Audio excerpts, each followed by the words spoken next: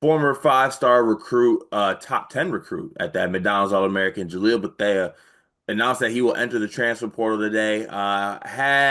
Had a down year at Miami. I don't think there's any other way to put it. Now, Jalil was one of my favorite prospects in this class. 6'5", just insane shot making, a bucket of a player. I thought that he would have a really successful year with Miami. It just never happened for him, whether it was because of lack of opportunity or just play in general. He had his moments, but shoots up 40% from the field, averages 7 points on the year for a guy who's I was expecting to be up there in the ACC scoring category. Now enters the transfer portal. He said he will keep an option of returning to Miami. So go ahead and put the Dion loop here of that he could possibly end up back at Miami, which we can maybe talk about if that would work out for him with the new coaching staff there. But first off, I guess I'll get your initial thoughts on Jalil Bethea and maybe what some of the options he could end up at. I believe he's a Jersey kind of New York area kid. So obviously schools over there will be in contention, and I expect Blue Bloods to be in contention. I understand that he didn't have the greatest year, but this is a top 10 recruit that I could see any big time program at least taking a flyer on and bringing him into the program. What do you like? What do you like about his game, I guess, and then what do you think about him as a player? Confidence, confidence. He's not a New York point guard. Those are my favorite type of players. Mm, He's not an official New York point guard, but he hoops like one. I mm. always say like New York point guards, the only people they fear are the man in the mirror. Jill Bethea is the same way. Or excuse me, Jill Bethea is the same way. He has a lot of confidence. He has a lot of swag to his game.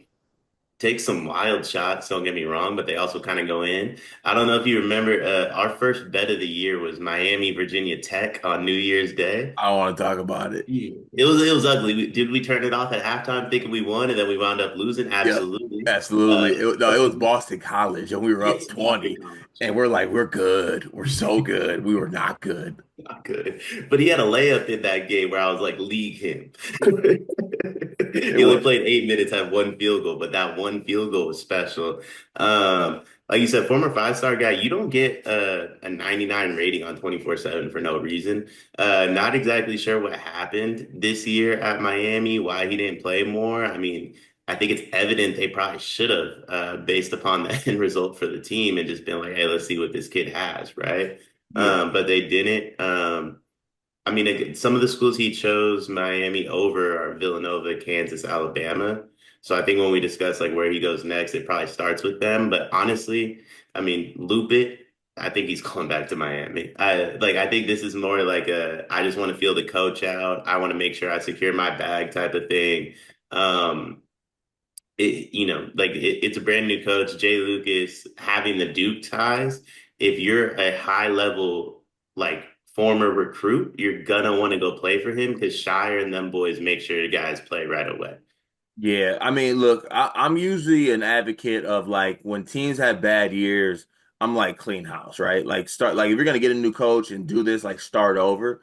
But there's also exceptions to that because I just don't think you're gonna have a chance to have a head start on a top 10 recruit, basically. And that's what they have here. And I think it's worth it for Coach Lucas to want to get him back. And whether I'm right or wrong, I might very well be wrong on this one. I do think the situation at Miami had a lot to do with Jalil Bethea, and like you pointed out, his confidence. I just thought that it was kind of dysfunctional from the start. Seemed that Larinaga wasn't the biggest fan of his, and he didn't really get an opportunity, and I thought that threw him off. So I'm looking for him to have a big sophomore year. Um, but I think Coach Lucas in Miami, they're gonna have to fend off some people because Oates is for sure gonna call him once the season's over. He's for sure gonna make. He's probably calling him right now, talking about when the season's over. After practice today, he'll have a Zoom with Jalil Bethea. Kansas, obviously, you could see them possibly being in the running for this. They would need some guards, maybe pair Darren Peterson with Jalil Bethea. You have a really dynamic backcourt there that could be really fun. And then not sure what's going to go on with some of these other schools. Maybe there's, maybe St. John's calls him. I don't see him being a St. John's player though, with all due respect. Not really the most defensive guy. I don't think him and Rick Pitino would be a match made in heaven. Let's just say that. But it'll be interesting to see how it plays out. I'm sure this will be a blue blood recruitment, and I just want to let it be known I'm not selling my Jalil Bethea stock whatsoever. We'll be back for sophomore year stronger than ever. It is March, and that means that March Madness is upon us. And if you are looking for a place to play, Underdog Fantasy has you covered. Sign up and deposit using code SLEEPERS, that's code SLEEPERS, to receive up to $1,000 in bonus credit plus a free pick. Head over to Underdog Fantasy today and use promo code SLEEPERS to take advantage of this amazing offer.